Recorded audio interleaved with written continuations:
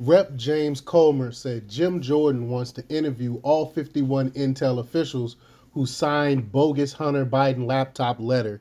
Now I've done a whole video on the whole letter thing before, and one of the Intel agents, one of the Intel officials or whatever they want to call themselves, he came out and was trying to play it off like when they asked him about it, he was like, well,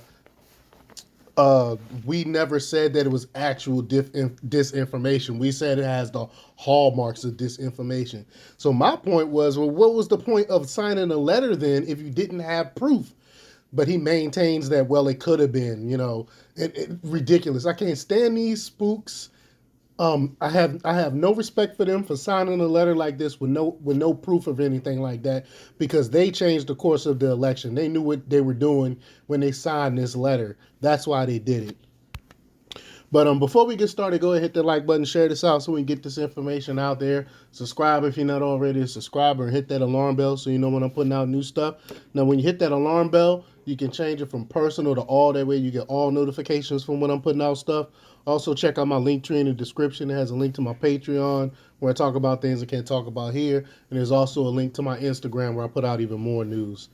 All right, let's talk about this news. In October 2020, just days before the presidential election, 51 former intelligence officials signed and published a letter that basically decried the contents of Hunter Biden's laptop from hell, had, quote, all the classic earmarks of a Russian information operation. This turned out to be a lie. They all knew it was a lie, but they pushed it anyway.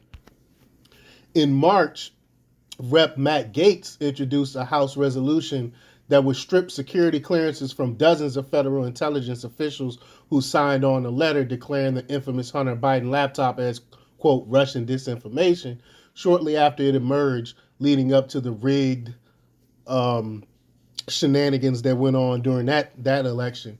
But now Americans may finally see justice served. Rep. James Comer told Newsmax on Monday that Rep. Jim Jordan and the Judiciary Committee want to interview all 51 of the intelligence officials that signed the letter prior to the 2020 election, stating that Hunter Biden laptop was Russian disinformation. He said, there has been no apology, and that's something Jim Jordan and the Judiciary want to focus on. They want to interview all 51 of those intelligence officials who signed that letter saying this looked like Russian disinformation.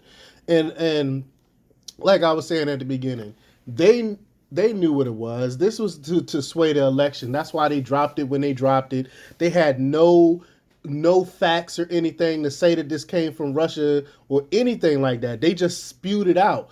I mean, with no facts and no anything. And then the mainstream media just ran with it as if it was fact. And then during the debates, we remember that Biden actually, he referenced those 51 officials that signed that letter during the debate when Trump brought it up. So this definitely helped sway the election, because I can't remember how many people precisely, but a record number of people said that they wouldn't have voted for Biden had they known that the laptop was real, and that definitely would have swayed the election in Trump's direction. But let me know what you think. Leave your comments down below. Like, share, subscribe, and check out democrepublics.com for the latest in news. Until next time, peace.